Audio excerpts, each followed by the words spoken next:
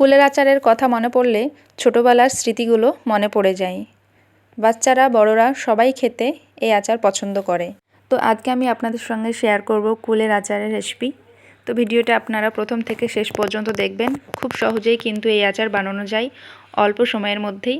তো এবার আমি চলে যাব কুলগুলো পাড়তে আমাদেরই গাছের।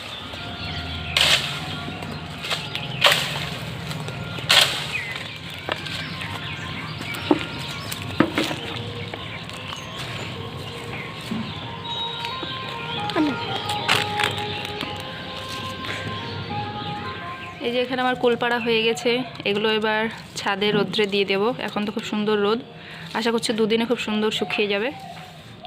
একদম গাছ থেকে টাটকা কুল পেড়ে নিয়ে আসলাম। এবার এটাকে রোদে দিয়ে কয়েকটা পাকাও আছে। এই যে এখানে আমার কুলগুলো শুকিয়ে গেছে। কুল শুকোতে 3 দিন মতো টাইম লেগেছে। তো শুকিয়ে যাওয়ার পর আমি জল দিয়ে খুব ভালোভাবে ধুয়ে নিয়েছিলাম। ধোয়ার পর জলটাকে খুব সুন্দরভাবে ঝরিয়ে নিয়েছি। তারপর এই যে বোঁটাগুলোকে ছাড়িয়ে নিয়েছিলাম আগেই। তারপর এইভাবে সব কুলগুলোকে ফাটিয়ে ফাটিয়ে রেখে দেব।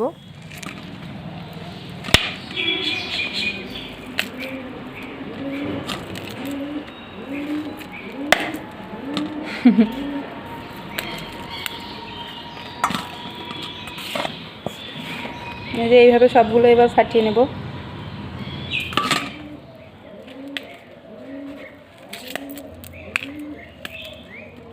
কড়াইটা আমি এদিকে গ্যাসে গরম হতে দিয়ে দিয়েছি। কড়াইটা এদিকে গরম হয়ে যাওয়ার পর এই যে আমি এখানে নিয়ে নিয়েছি গুড় এখানে আমি 500 গ্রাম নিয়েছি। তো এই যে গুড়টাকে এবার খুব ভালোভাবে এখানে আমি জাল দিয়ে নেব। এই যে কুলগুলোকে এবার গুড়ের মধ্যে আমি ঢেলে দেব। তারপরে স্বাদ মতো আমি লবণ দিয়ে দিয়েছি, যেটা ভিডিওতে আমি ক্যাপচার করতে পারিনি। আর এদিকে অন্য একটা কড়াইতে সরিষার তেল দিয়ে দেব। ওতে এবার আমি ফোড়নগুলো ভেজে নেব।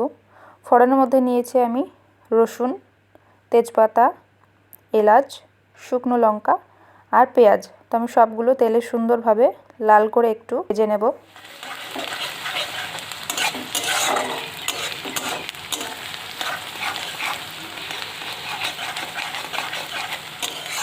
এখানে আপনারা 5 ফোড়নও ব্যবহার করতে পারেন।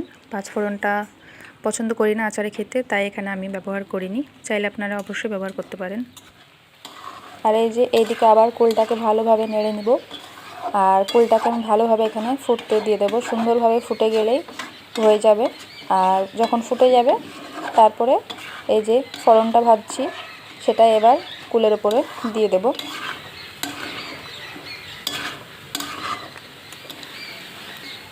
ফোড়নটা আমার ভাজা হয়ে গেছে। এই যে এবার উপরে দিয়ে দিলাম। এবার এটাকে সুন্দরভাবে নাড়াচাড়া করে ফুটে গেলেই হয়ে গেল। তারপর আমি কুলটাকে নামিয়ে নেব।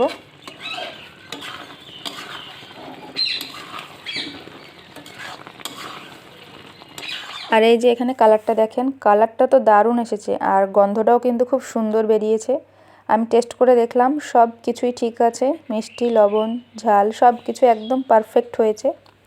এই যে এখানে আমার তৈরি হয়ে গেছে কুলের আচার। খুব সহজেই বানানো যায়। এভাবে আপনারা অবশ্যই একবার বাড়িতে ট্রাই করে দেখবেন। তো আমার রেসিপিটি আপনাদের কাছে কেমন লাগলো সেটা কিন্তু অবশ্যই আমাকে কমেন্ট করে জানাবেন। আর যদি ভালো লেগে থাকে তাহলে অবশ্যই আমার চ্যানেলটিকে সাবস্ক্রাইব করে পাশে থাকবেন।